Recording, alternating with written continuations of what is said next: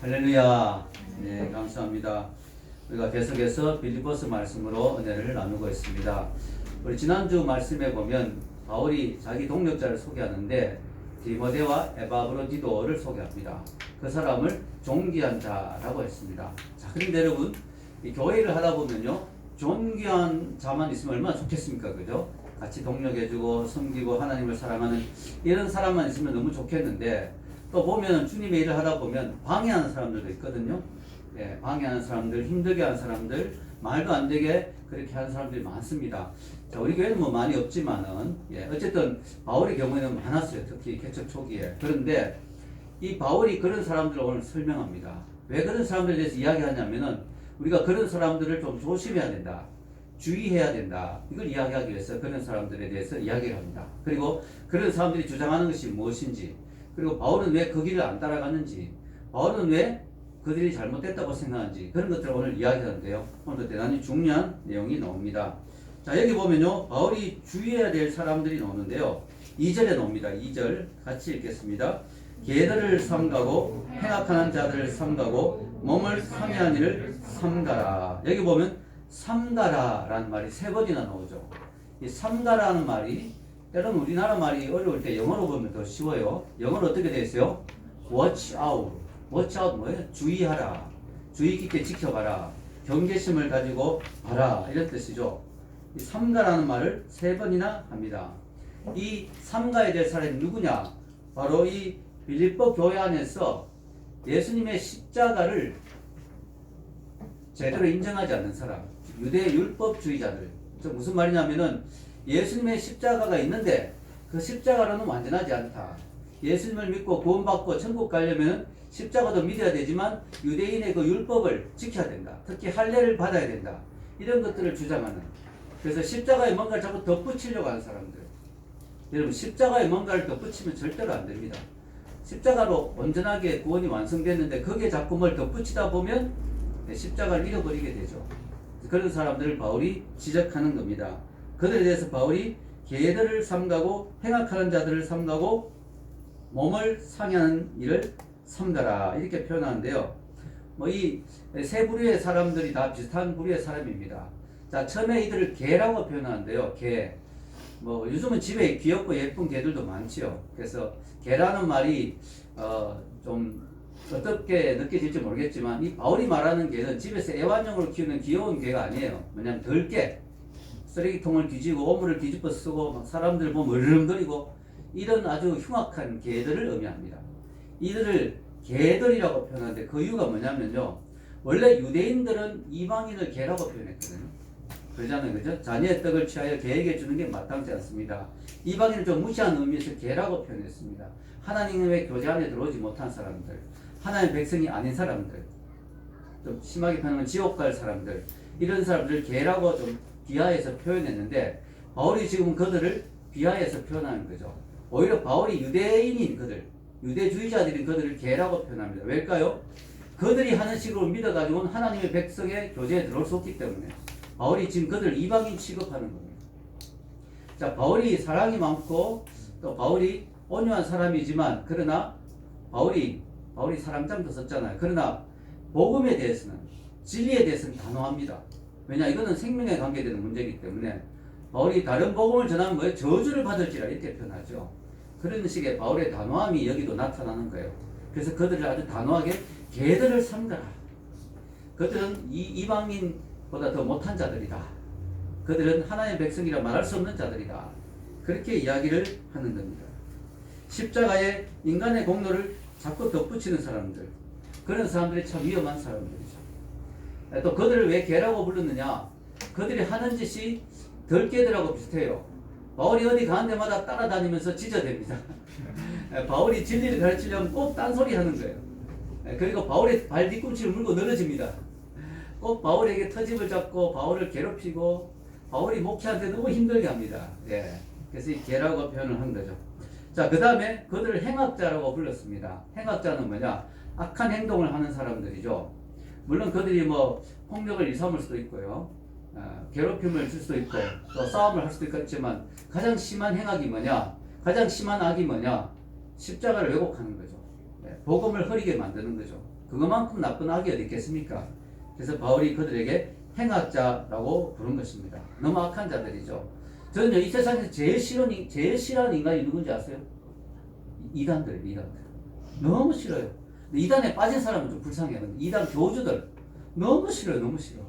왜냐면 그들이 사람들의 영혼을 완전히 지옥으로 끌고 가니까 행악자예요, 행악자. 악한 자들이죠. 그리고 또 이단들의 특징이 보면 폭력을 일삼습니다.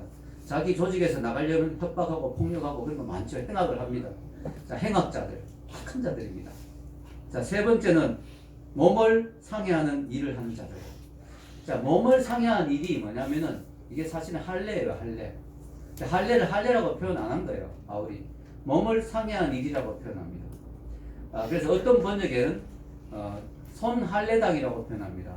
할례와 좀 대조적으로 손할례당, 그냥 마음의 할례를 하지 않고 손으로 할례하고 치우는 몸을 상하게 하는 자. 왜 이렇게 할례가 고귀한 건데, 여러분 할례가 하나님과의 언약의 표시잖아요. 할례가 얼마나 귀합니까? 얼마나 소중한 일입니까? 근데 왜 할례를 할례라고 표현 안 하고 뭐라고 표현하죠? 몸을 상해하는 일이라고 왜 그렇게 표현할까요? 그것은 뭐냐면은 할례가 귀한 거고 신성한 거지만 이것을 구원을 얻는 도구로 사용하려고 한다면, 즉 할례를 받지 않았다는 이유로 구원이 없다 너에게는 할례를 받아야만 구원받는다 이런 식으로 할례를 사용하면 이것은 아무 의미 없이 몸을 상하고 찌는 것밖에 안 된다. 이걸 좀 몸을 상해한 자들을 좀 심하게 직설적으로 이렇게 번역하면 살점을 떼어내는 사람들 이런 뜻도 돼요. 할례가 이 몸의 살점을 떼어내는 거죠. 표피를. 할례가 얼마나 신성하고 거룩한 건데 너희들이 지금 할례를 그런 구원의 도구로 사용하면 그것은 살점을 떼는 짓거리밖에 안 된다. 몸에 피를 흘리고 몸에 살점을 떼고 몸을 상하게 하고 몸을 망치는 일밖에 안 된다. 그거는 아무 의미 없는 짓이다. 이렇게 바울이 좀 비하해서 할례를 비하해서 표현하는 겁니다. 손할례당이라고 번역이 되는 거죠. 여러분 이게 참 그래요. 뭐든지 귀한데요. 이게 구원의 도구로 사용하려고 하면, 즉 그것 때문에 십자가가 흐려진다면, 그것 때문에 십자가가 잊혀진다면, 십자가가 무시된다면 그것은 아주 좋지 않은 게 됩니다. 아마 지금식의 표현을 하면 세례 받으면 구원받는다 이런 식으로 세례를 구원의 도구로 사용하려고 하면 찬물을 뒤집어 쓰는 자들 이렇게 표현할지 모르겠습니다. 예. 하여튼 우리가 이런 것들을 구원의 도구로 사용하면 안 돼요. 그 자체는 귀한데 그걸 구원의 도구로 생각한다면 문제가 된다는 거죠. 그럼 우리는 어떻게 살아야 될까요? 이런 자들처럼 이런 자들의 가르침을 따라가면 안 되고 우리는 어떻게 살아야 될까요? 그것이 3절에 나옵니다. 읽어보겠습니다. 하나님의 성령으로 봉사하며 그리스도 예수로 자랑하고 육체를 신뢰하지 아니하는 우리가 곧 할례하라. 예. 요게 묘하게 2절을 대조하는 거예요. 2절이 그들이 하는 행동을 이렇게 대조하는 겁니다. 즉 그들은 육체로, 의식으로, 규례로 어떤 하나의 어떤 종교 의식을 가지고 구원받으려고 하잖아요. 근데 바울은 그게 아니고 성령으로 해야 된다. 성령으로 봉사해야 된다. 이 봉사란 말이 번역이 원어적으로 보면 예배란 말과 더 가깝습니다. 우리가 성령 안에서 예배드리는 거, 의식적인 종교 행위하는 게 아니라 성령으로 예배드리는 사람이 되어야 된다. 그 다음에 그리스도 예수로 자랑해야 된다. 이게 중요하죠. 왜냐? 그들은 자기들의 의를 주장했거든요. 유대 율법주의자들은 내가 이래봬도 할례받은 사람인데, 내가 이래봬도 종교 규칙을 지키는 사람인데, 내가 이래봐도 할례파인데, 뭐 이런 식으로 자기의 의를, 자기의 어떤 것들을 자랑했거든요. 바울은 우리가 그런 사람이 되면 안 된다. 우리는 뭘 자랑해야 된다고요? 그리스도를 자랑하는 사람이 되어야 된다. 아멘. 그리스도를 자랑하는 사람이 되어야 된다. 또 뭐예요? 육체를 신뢰하지 말아야 한다. 자, 바로 이 할례파, 율법파, 율법으로 의를 만들는 사람이 바로 육체를 신뢰하는 사람이죠. 내가 지금 얼마나 종교 규례를 지켰는데, 내가 얼마나 일주일에 이틀씩 금식하는데, 내가 얼마나 열심히 11조를 하는데, 내가 얼마나 예배를 빠지지 않는데, 내가 얼마나 정결의식을 지키는데, 이런 자기가 육체로 하는 일들을 신뢰하는 사람입니다. 근데 우리는 그런 사람이 되면 안 되고 뭐요? 우리는 오직 예수님의 십자가만 붙들어야 되죠. 그리스도의 공로만 의지해야 되죠. 하나님만 신뢰해야 되죠. 그리스도의 십자가의 그 공덕, 그 은혜를 우리는 의지하고 신뢰해야 되죠. 그렇게 할 때 우리가 진짜 뭐예요? 할례파다. 할례파란 말 쓰잖아요. 그래서 바울이 할례 자체를 부정한 건 아니라는 걸 알 수 있어요. 할례를 무시하는 그런 말투가 있었지만 이게 할례를 무시해서 그런 게 아니라는 거죠. 내가 그렇게 하면 우리가 진짜 할례파다. 그때 진짜 우리 할례가 의미가 있다. 성경 여러분 구약의 여러 곳에서 마음의 할례를 받으라, 귀의 할례를 받으라. 할례를 우리가 몸으로 받는 게 중요한 게 아니고 마음의 할례를 받는 게 중요하다. 성령을 하는 게 중요하다. 이런 걸 계속 강조하지 않습니까? 자 여러분, 그래서 바울의 포인트는 뭐냐? 이 2절과 3절의 핵심은 뭐냐? 종교 행위로 구원받으려고 하면 안 된다. 율법 행위로 구원받으려고 하면 안 된다. 종교 의식으로 구원받으려고 하면 안 된다. 어떤 분이 그런 이야기 하더라고요. 전도를 했는데 전도지를 주는데 예수님 믿으세요 하니까 그 전도지를 받는 사람이 이런 말 했대요. 난 종교 싫어하거든요. 그러니까 그 전도자의 대답이 지혜로웠어요. 예수님도 종교 싫어해요. 여러분, 예수님이 맨날 싸운 게 뭐예요? 종교인들하고 싸웠어요. 바리새인들, 사두개인들, 율법학자들 다 종교인들이거든요. 이 전도자의 대답이 기가 막힌 거예요. 전도지를 줬더니 나 종교 싫어요. 그러니까 예수님도 종교 싫어했어요. 오늘 보면은 바울도 종교를 너무 싫어했어. 바울도 지금 보니까 종교를 너무 싫어해. 종교 행위로 구원받으려는 거 너무 싫어. 종교의 정의가 우리의 행위나 의식으로 구원받으려고 하는 게 종교의 정의라면 예수님도 바울도 종교를 너무 싫어했습니다. 참된 종교는 뭐냐? 기독교는 종교가 아니죠. Christianity is not religion. Christianity is a relationship. 같은 R로 시작합니다. 기독교는 not religion. 종교가 아니고 relationship. 관계다. 살아있는 생생한 성령 안에 사는 하나님과의 관계. 기독교는 예수 그리스도의 십자가. 그 십자가의 공로. 그걸로 인해서 구원받는 것. 그것이지.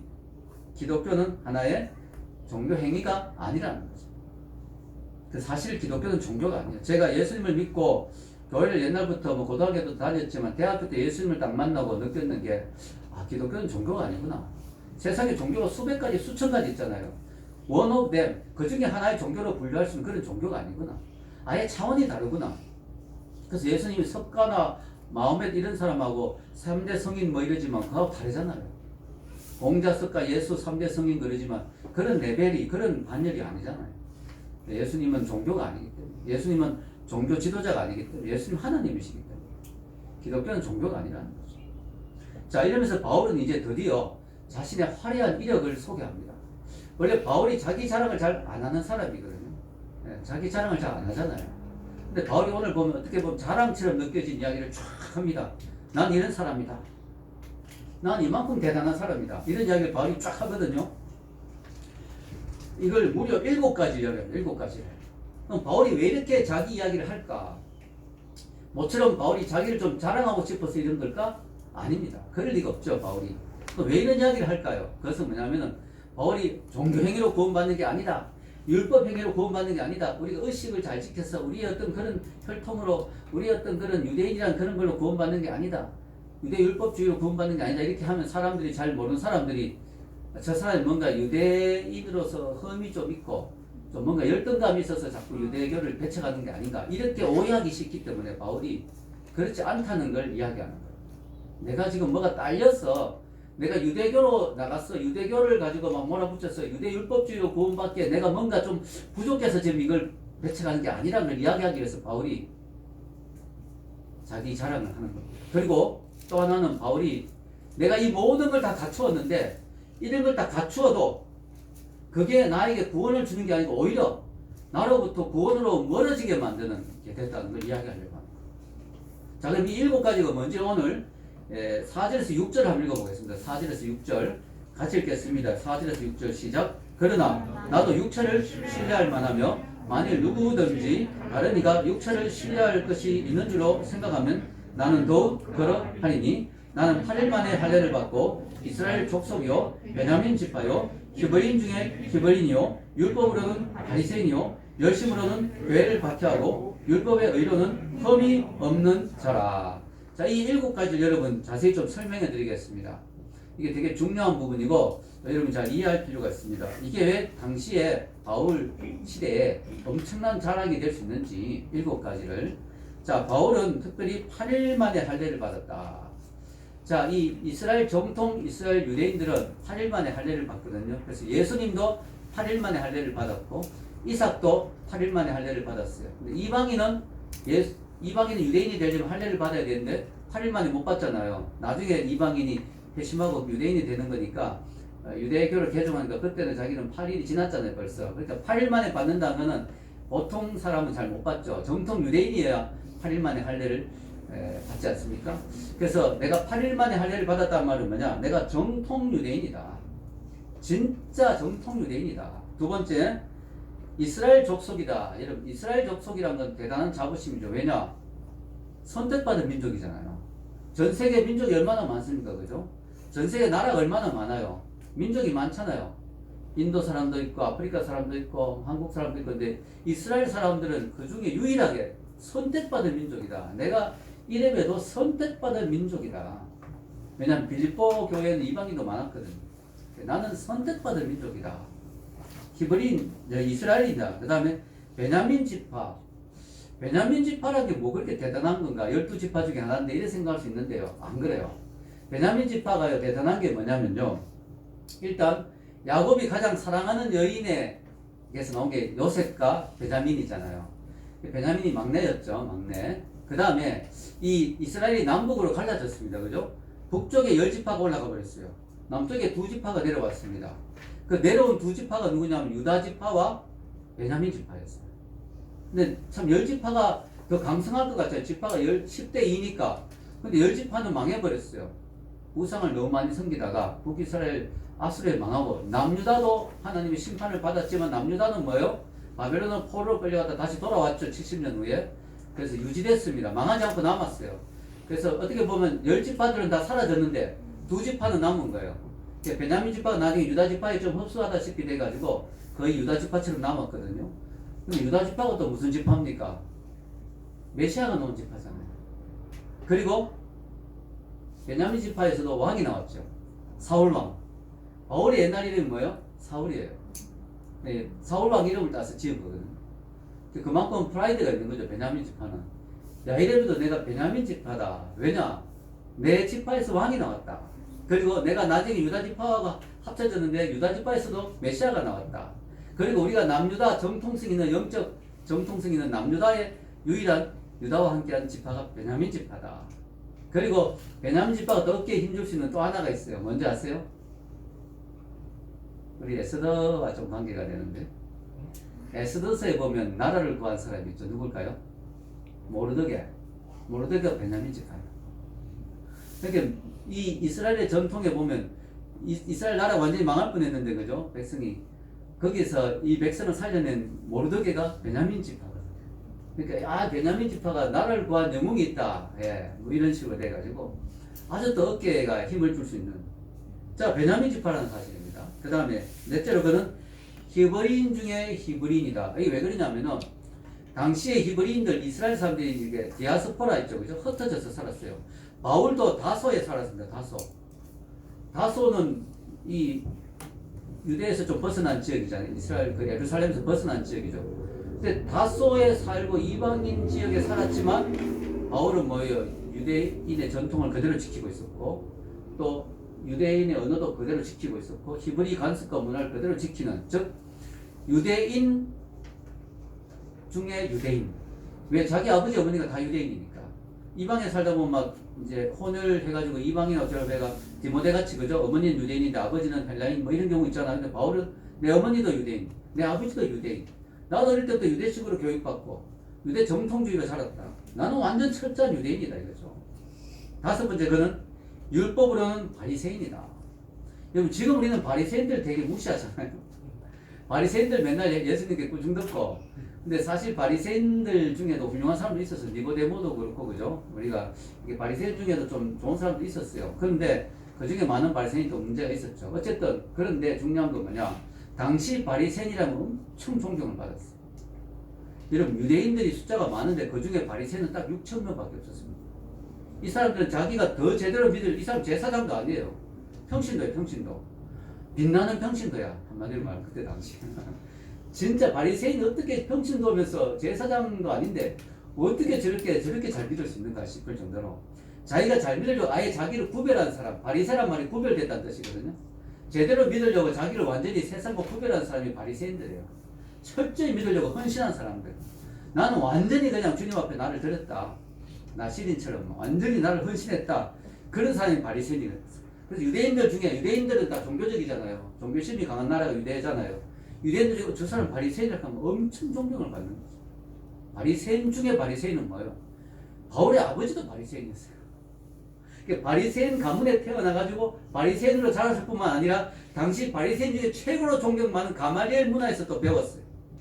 최고 바리새인의 정통 코스를 간 사람이 누구예요? 바울이에요. 바울. 대단하죠. 그래서 바울은 아주 자기에 대해서 프라이드가 있을 수밖에 없는. 그 다음에 뭐예요? 열심이었다. 열심히 사람이었다. 이게 무슨 말이냐면요. 뭐 다 열심히 살지 뭐 이런 생각할 수 있는데 그게 아니고 이 이스라엘의 정통에는 하나님을 위한 열심이라는 정통이 있었어요. 그 유명한 전통입니다. 그게 뭐냐면요. 이게 어디서 시작됐냐면 비느하스에서 시작됐어요. 비느하스가 누군지 혹시 아세요? 비느하스는요. 성경에 보면은 그 민수기 25장에 보면요.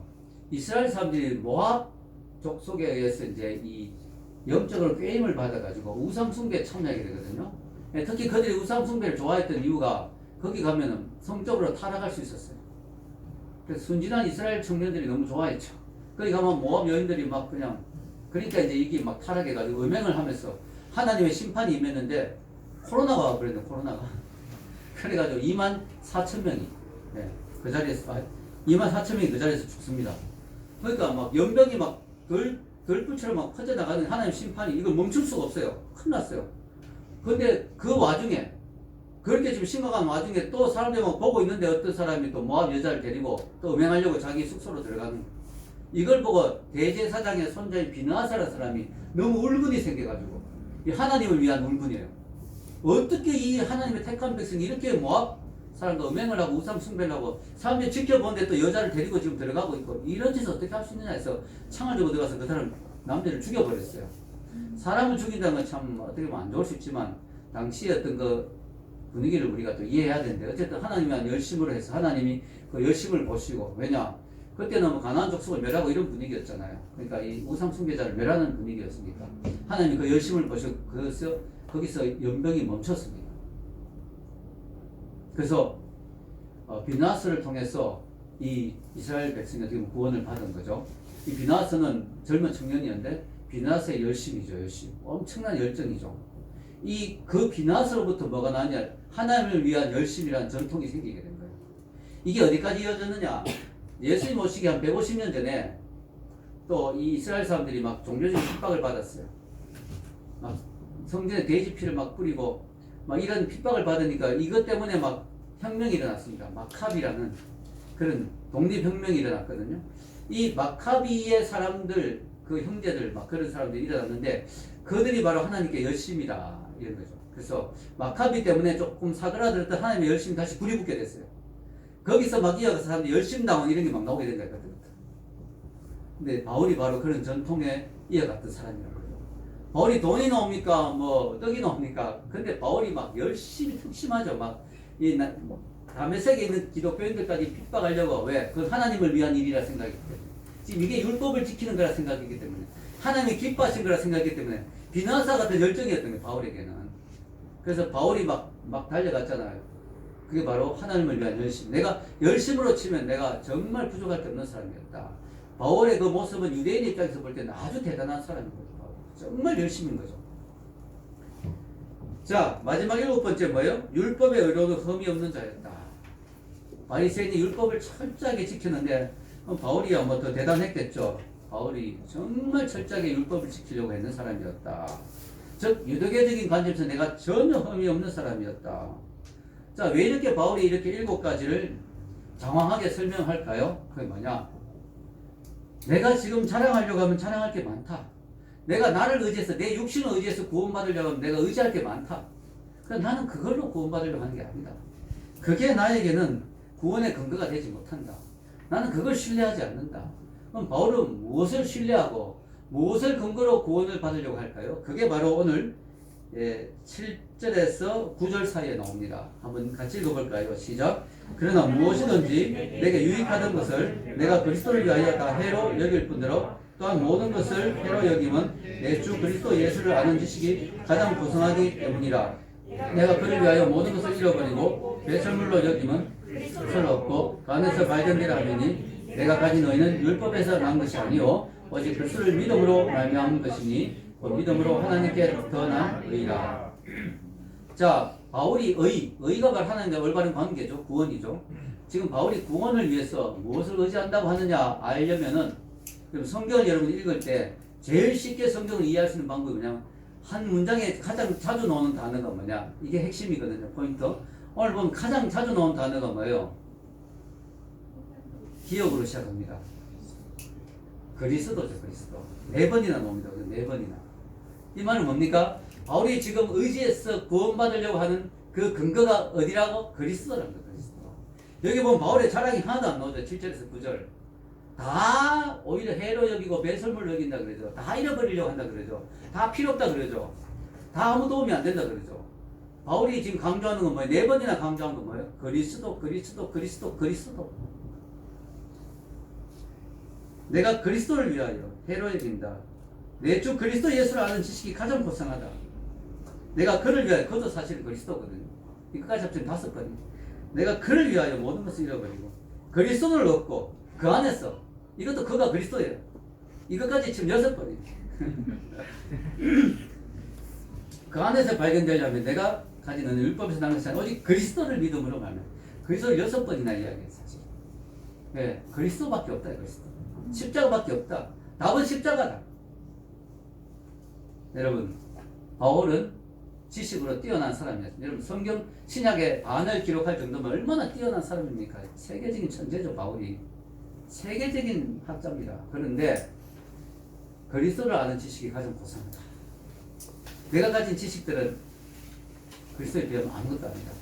그리스도를 아는 지식이 가장 고상한 지식이다. 가장 고상하단 말이 가장 탁월하다, 가장 최고다, 엑설런시. 영어로 엑설런. 가장 탁월한 지식이 그리스도를 아는 지식이야. 여러분, 세상 사람들이 지식이 많잖아요. 똑똑한 사람 많습니다.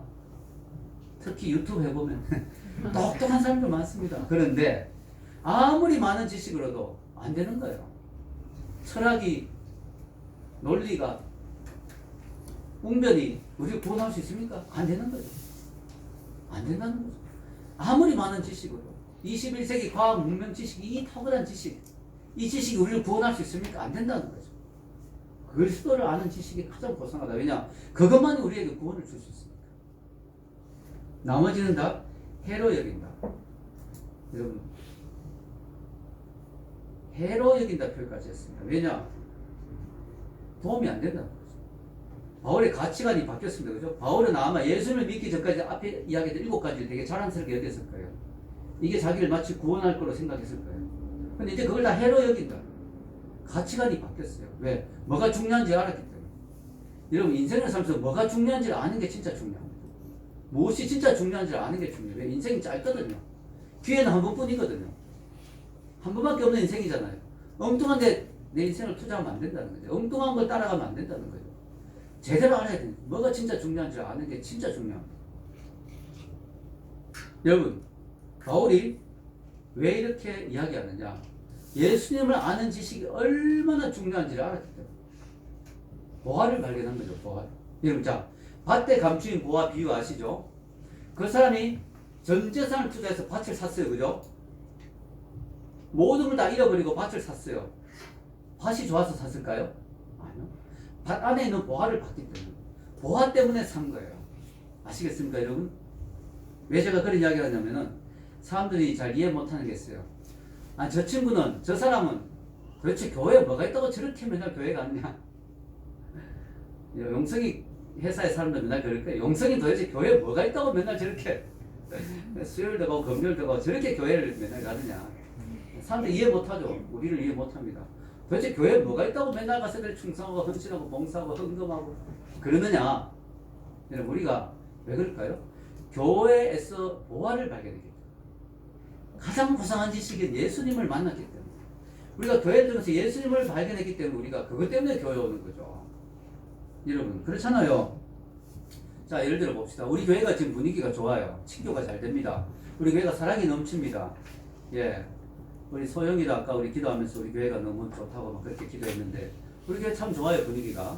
그런데요, 우리가 분위기가 이제 좋다고 왜 좋을 수 있을까요? 절대로 못 오죠. 우리 얼마나 바쁜데, 그죠? 우리 얼마나 바쁜 사람인데, 교회 오니까 분위기가 따뜻하고 친교가 되고 좋다, 사랑이 넘친다. 이런다고 매주 올 수 있을까요? 일주일에 몇 번씩 올 수 있을까요? 여러분, 교회가 오면 분위기 좋죠. 그렇다고 우리가 이 피 같은 헌금 11조를 매달 할 수 있을까요? 못하죠. 아까워서 어떻게 합니까? 돈 한 푼이 얼마나 아까운데요. 우리가 매주 오는 게 아니고 몇 달 오는 게 아니고 몇 년, 몇십 년 오잖아요. 왜 그럴까요? 우리가 교회가 그냥 좋았으면 이렇게 올 수 없어요. 교회 와보니까 분위기 좋다, 사람들이 참 따뜻하다, 이걸로는 그렇게 올 수가 없어요. 그렇게 헌신할 수가 없어요. 교회에서 우리는 생명을 바칠 수 있는 보화를 발견했다. 아멘. 가장 고상한 지식인 그 7가지 바울의 그 인생의 그 모든 그런 것들로도 구원할 수 없는 그 구원을 주는 그리스도의 십자가를 발견했기 때문에 우리가 교회에 이렇게 헌신하는 거예요. 아멘. 저도 마찬가지예요. 저도 한 번밖에 없는 인생이에요. 여러분, 목사가 되니까요, 아무것도 못 하겠어요. 하루 종일 설교 준비, 하루 종일 큐티하고 하루 종일 여러분, 진짜 진짜 하나님만 바라보고 살아야 되는데, 제가 왜 이렇게 했을까요? 제가 보화를 발견했어요. 보화를 발견했기 때문에 이거는 한 번밖에 없는 시간, 이 모든 걸 바쳐도 아깝지 않다, 후회되지 않는다, 이거죠.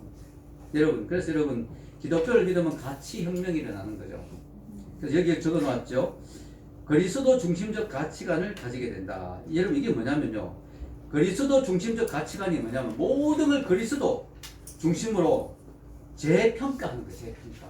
내가 가지고 있는 지식, 물질, 지혜, 기회, 건강, 젊음, 모든 걸 그리스도 중심으로 재평가하는 거예요. 그래서 이게 그리스도를 믿는데 도움이 안 된다면 바로 버려버리는 거예요. 내가 지금까지 즐겨왔던 취미, 습관, 이 그리스도를 제대로 믿는데 해가 된다면 버려버리는 거예요. 그리고 이걸 내가 잘 활용하면은 그리스도를 전하는데 도움이 되겠다 싶으면 이걸 그리스도를 위해서 사용하는 거예요. 바울도 모든 걸 해로 여긴다 그랬잖아요. 그래도 바울이 로마 시민권 포기 안 했잖아요. 왜냐? 그리스도를 전하는데 도움이 되는 거예요. 로마 시민권이 있으니까 전도하는데 도움이 되는 거예요. 그리스도를 중심으로 모든 내게 있는 걸 다 재평가해가지고 그리스도를 믿는데 해가 된다면 그걸 다 버려버리는 거예요. 그게 도움이 된다면 그걸 그리스도를 위해서 활용하는 거예요. 내 영광, 부귀를 위해서 사용하는 게 아니라 그리스도를 위해서, 그분의 나라를 위해서, 그분의 왕국을 위해서, 복음을 위해서 그걸 내가 사용하는 거야. 마음껏. 내 젊음과 내 지혜와 내 지식과 내 물질과 내 모든 기회들을 그리스도를 위해서 쓰는 거예요. 한 번 가는 인생, 모든 것은 지나가지만 그리스도를 위해서 한 것은 영원히 남습니다. 아멘. 네. 이게 그리스도 중심적 사고방식, 그리스도 중심적 가치관을 가지게 됩니다. 그러고 보니까 바울이 뭐냐, 해로 여긴다 나한테. 그리고 해라는 단어로 바울이 부족해가지고 극단적인 표현을 씁니다. 배설물로 여긴다. 이 배설물이 진짜 심한 표현이거든요. 입에 담기 힘든 우리 한 단어 있잖아요. 우리 떠오르는 그 단어. 그겁니다. 이걸로 여겨버려요. 바울이. 2번 돌아보기 싫은 걸로 여겨버린 거예요. 여러분, 여기서 저는 이런 질문을 하고 싶어요. 이 말씀을 준비하면서, 야, 바울이 가지고 있는 지식, 지혜, 뭐 어떤 그 사회적인 지위 대단하잖아요, 그죠? 바리새인 중에 바리새인이고 율법학자고 뭐 대단한. 자, 이걸 배설물로 여긴다. 자, 이걸 해로 여긴다까지 좀 이해가 되는데, 도움이 안 된다, 이거 이해가 되는데, 아예 그냥 버려버린 배설물로. 야, 이거 좀 너무 심하지 않느냐? 이런 것들이 예수님을 아는 지식보다는 못한 것이 맞지만, 그래도 좋은 혈통, 좋은 집안, 대단한 학문, 엄청난 재산, 이런 걸 다 화장실에 변기에 물을 내리듯이 확 버릴 정도까지 할 필요가 있겠느냐, 이런 생각이 들지 않습니까? 자, 여러분, 이게 뭐냐면요, 아깝다, 이거 아깝다, 그죠? 아깝다는 생각 들잖아요, 여러분. 버리기는. 우리가 알아야 되는 게 뭐냐면, 바울이 강조하는 포인트는 뭐냐면, 그게 그리스도 앞에 나오는데 방해가 된다면 그거는 똥보다 못한 거다, 배설물이다. 여러분, 바울이 바로 그거였어요. 자기가 가지고 있는 지식 때문에 예수님께 못 나온 거야. 자기가 가지고 있는 지식, 자기의 잘남, 그것 때문에 예수님을 무시했죠. 이제 나사렛에서 나온 이게 뭐 대단한 게 나온다고. 저 사람 나사렛 목사 아니냐? 아주 무시했죠, 예수님을. 왜? 자기가 예수님에 비하면 엄청난 학자니까, 엄청난 지식을 가지고 엄청난 혈통을 가지고 있고 엄청난 사회적 지위를 가지고 있으니까 그것 때문에 예수님을 무시해버렸죠. 그게 자기에게 예수님께 나오는데 오히려 엄청난 방해가 된 거예요. 그런 경우는 그걸 완전히 그냥 버려버려요. 내가 지식이 있다는 건 좋은 거죠. 근데 그게 만약에 내 잘난 지식 때문에 예수님께 나오는데 방해가 된다? 내 철학 때문에 내가 가지고 있는 철학 똥으로 취급해라. 그래서 개똥 철학하니까. 개똥 철학. 개똥 철학으로 버렸거든. 내가 부자가, 내가 돈이 많다. 여러분, 돈이 많다면 좋은 거죠. 돈이 많으면 좋잖아요. 멋있잖아요. 근데 돈 때문에 내가 예수님께 못 나온다? 네, 그런 사람 봤습니다. 돈이 몇억대 부자인데 주일날 헌금 내는 게 너무 아까워서 교회 몇 번 전도해서 데려왔는데 못 나오더라고요. 그다음부터. 알고 보니까 헌금 내는 게 너무 아까웠죠. 돈이 엄청나게 많은 사람. 돈 내가 가지고 있는데 못 나온다고 버려야죠. 자, 여러분 성경에 그 예가 나옵니다. 부자 청년. 자, 부자 청년이 예수님께 나왔어요. 근데 예수님이 그에게 뭐라 했냐? 너가 나를 따라오려면 모든 걸 팔아가 가난한 자에게 주고 나를 따라오라. 그럼 우리가 예수님 따라가려면 내 재산 다 팔아야 되느냐? 아니라는 거죠. 예수님이 그런 요구한 사람이 이 부자 청년밖에 없었어요. 아브라함 재산이 많은데 하나님 잘 따랐잖아요. 그럼 왜 그러냐? 부자 청년의 경우에는 자기가 가진 그 물질 때문에 예수님께 못 나오는 거. 그게 우상이 돼버리고 우상. 그것 때문에 예수님 제대로 못 믿는 거예요. 그런 경우는 그걸 버려야 됩니다. 그게 지식인 경우. 그게 나의 미모인 경우. 나의 어떤 교만인 경우. 그게 미모가 나의 잘남이 프라이드가 돼가지고 예수님 못 믿는다. 그러면 버려야 되죠. 여러분 타이타닉이 침몰했을 때 이야기를 제가 타이타닉으로 유튜브 만들었잖아요. 그때 타이타닉 자료들 많이 조사했거든요. 공부하다 보니까 이런 내용이 하나 나오더라고요. 어떤 타이타닉이 침몰할 때인데 그 타이타닉에 여러분 상상 못하는 부자가 엄청나게 많이 타고 있었습니다. 정말 대단한 부자들이 많이 타고 있었거든요. 근데 부자들에게 구명정이 우선으로 갔어요. 근데 어떤 귀부인이 이 타이타닉에서 이제 가라앉으니까 배가 빨리 나오세요 막 이래가지고 나왔단 말이에요. 거의 나왔는데 갑자기 자기 방에 놔두고 보석이 생각난 거예요. 내 보석 이래가지고 그 여인은 말리는데 사람들이 빨리 갖고 나올게 하면서 들어갔는데 못 나왔어. 그 여자는 죽었어. 그 보석 때문에 그 여자는 아까운 생명을 잃어버린 거예요. 자, 그런 경우는 어떻게 돼요? 보석이 아깝잖아요. 보석이 귀하죠. 그러나 버려버려야 돼요. 왜? 지금 자기가 사는 게 더 중요해. 구명정에 타는 게 더 중요한데 보석을 도로 가지러 들어가다가 못 나와버린 거예요. 이거하고 똑같은 거예요. 바울이 보기에 내가 갖고 있는 이것이 귀하지만 좋지만 쓸 데가 있지만 그러나 이게 예수님을 믿는데 방해가 되고 그것 때문에 내가 예수님을 못 믿게 된다면 이거 완전히 그냥 버려버려요.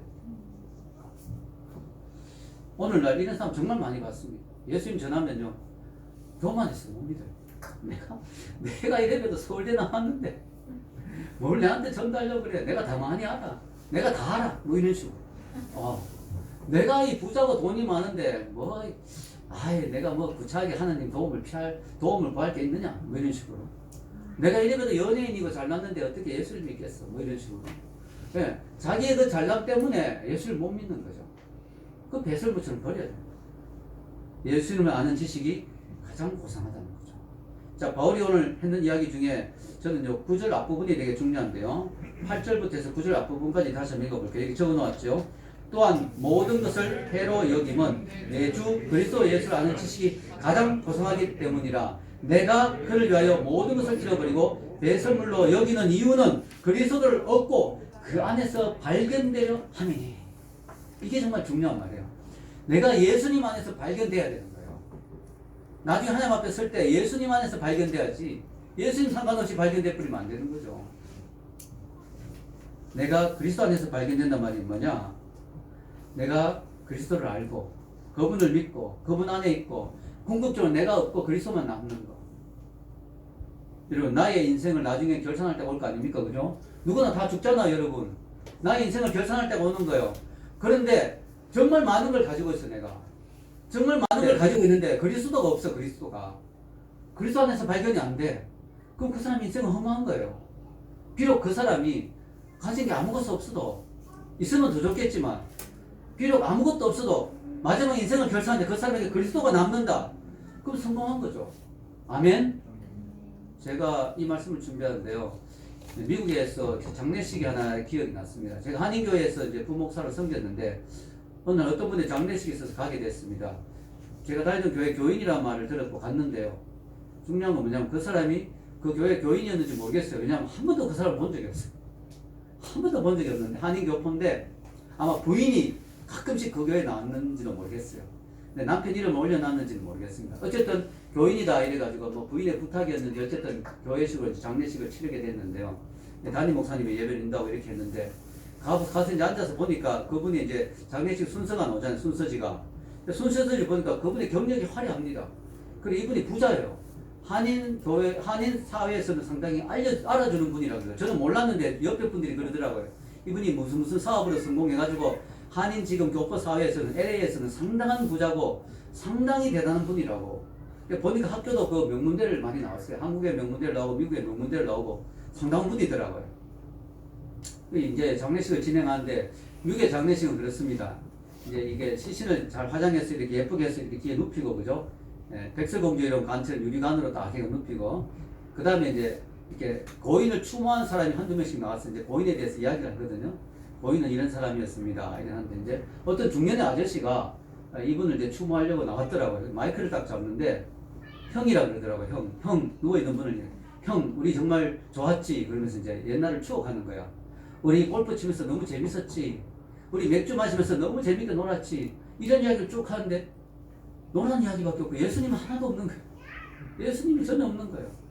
제가 그걸 보면서 너무 통탄했어요. 너무 안타까웠어요. 야, 저렇게 재산이 많아도 뭐하냐. 저렇게 많은 학력과 경력이 저렇게 쫙 나열되어 있어도 그 순서지에 쫙 나열되어 있고 저렇게 화려한 삶을 살고 손꼽히는 부자여도 뭐하냐. 예수님이 전혀 발견되지 않는데 그의 삶에서 예수님이 전혀 없는데 예수님 안에서 발견이 안 되는데 저래가지고 어떻게 되겠는가. 저 영혼이 지금 어디 갔겠는가 생각해서 너무 마음이 아픈 거예요. 안타깝더라고요. 동시에 저는 또 다른 분의 죽음이 생각이 났습니다. 한인교에 제가 있을 때 거기에 간호사분이 한 분 있었습니다. 수간호사는 이제 좀 높은 간호사죠. 이분이 간호사 오래 해서 좀 높은 직급에 있는 분인데 오늘 교회 와서 저에게 이런 이야기 했습니다. 어젯밤에 응급실에 어떤 할아버지 한 분이 실려와서 돌아가셨어요. 그랬군요. 근데 그 할아버지가 밤새도록 고통 가운데 막 괴로워하면서 숨이 넘어가면서 주님을 그렇게 찾더라고요. 주님 그러면서 밤새도록 주님을 찾다가 돌아가셨습니다. 그래서 다음날 제가 그 할아버지가 어떤 분인가 확인해 보니까 은퇴하신 목사님이었습니다. 그러니까 가슴이 쫙 찡한 거예요. 그분이 어떤 사연이었는지 모르겠지만 그 외롭게 혼자 죽어갔어요. 아무도 그분 옆에 있지 않았어요. 외국 낯선 땅에서 낯선 병원에서 응급실에서 그는 밤새도록 고통 가운데 죽어갔습니다. 그러나 그는 주님을 부르면서 죽었어요. 주님 안에서 발견된 거죠. 여러분 홍포 입은 부자면 뭐합니까? 지옥에 가는 거예요. 비록 거지 나사로라도 그 영혼이 천사들이 받들어 올라가는 영혼이 되어야 되지 않겠습니까? 아멘? 네, 우리는 예수님 안에서 발견되어야 될 줄로 믿습니다. 그런 은혜가 있기를 주의 이름으로 축원합니다. 우리 기도하겠습니다.